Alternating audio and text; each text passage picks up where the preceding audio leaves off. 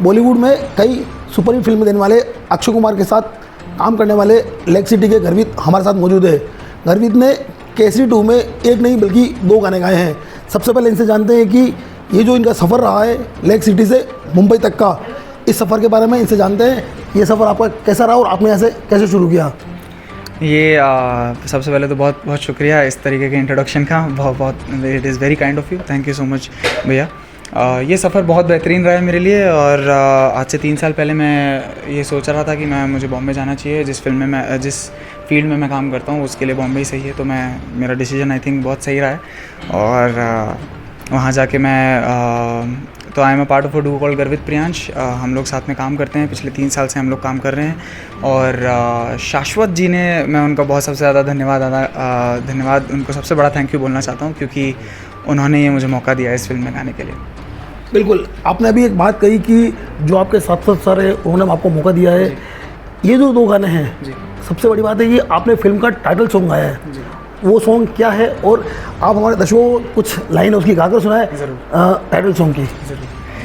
तो title track का नाम है परवरदिगारा, और ये मेरे लिए बहुत बड़ी बात इसलिए क्योंकि इस ट्रैक में मेरे साथ साथ जुबिन नौटियाल जी ने गाया। और उससे भी बड़ी बात मेरे लिए ये है कि इस फिल्म में इस गाने में पंडित अजय चक्रवर्ती जी ने भी गाया है, और मेरे साथ इन दोनों का नाम जुड़ना मेरे लिए बहुत बड़ी बात है।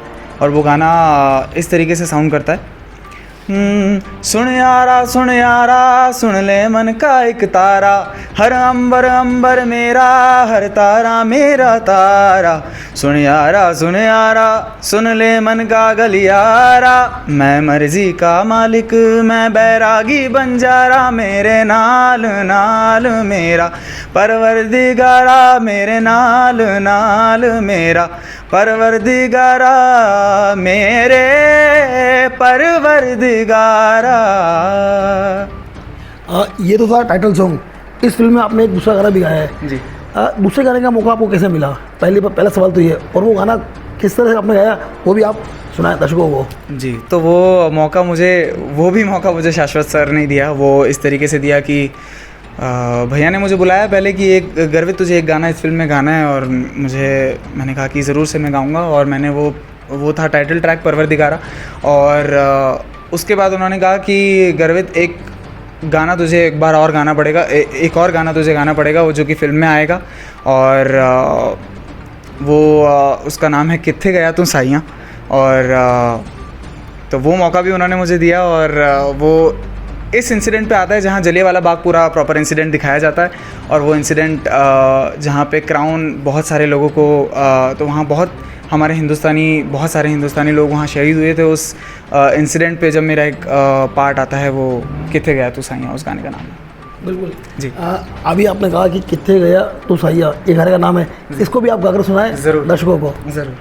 तो वो इस तरीके से साउंड करता है, कित्थे गया तू साइयां, कित्थे गया तू साइयां, सुन ले हाल दुहाइया, कित्थे गया तू साइयां मेरे, ओ साइयां,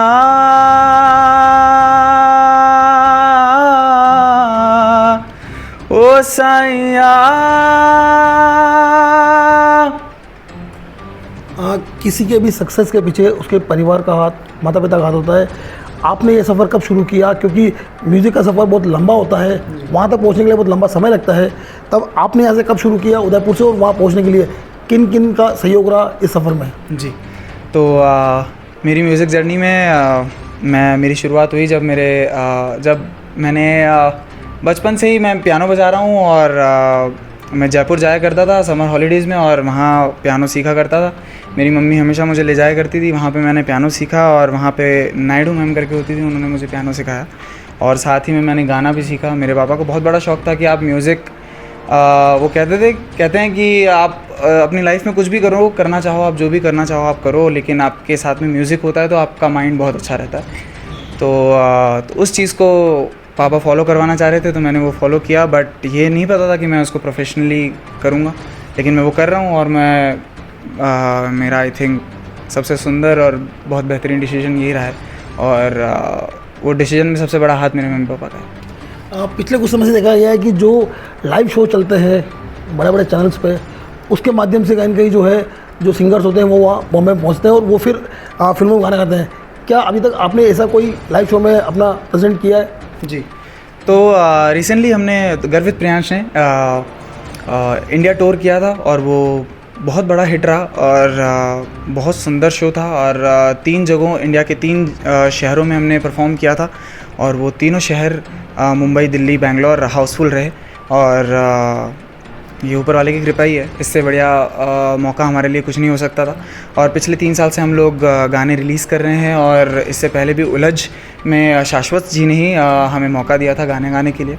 तो आई थिंक अब हम फिर से एक नया इंडिया टूर अनाउंस करने वाले हैं और उसमें ये सारे बॉलीवुड फिल्मों के गाने भी इंक्लूड करने वाले हैं। बिल्कुल, आपका अभी तक की जर्नी के बारे में आपने बात की, आगे का क्या उद्देश्य है, आप कहाँ तक, क्योंकि फिल्म इंडस्ट्री को माना जाता है कि बहुत बड़ी इंडस्ट्री है, वहाँ बहुत लंबा सफ़र होता है, तो आप कहाँ तक और क्या सोचते हैं इस फिल्म इंडस्ट्री को लेकर? जैसा कि लोगों ने सुना है कि फ़िल्म इंडस्ट्री का सफ़र बहुत लंबा होता है, वैसे ही हमारा टारगेट भी बहुत लंबा है और बहुत बड़ा है।